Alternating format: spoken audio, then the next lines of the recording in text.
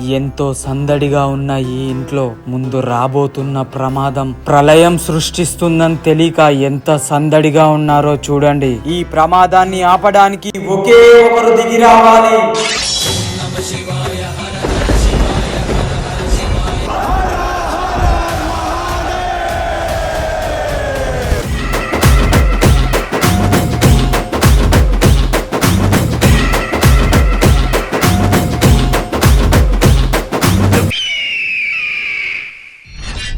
Hara Hara Mahadeva Shambho Shankara.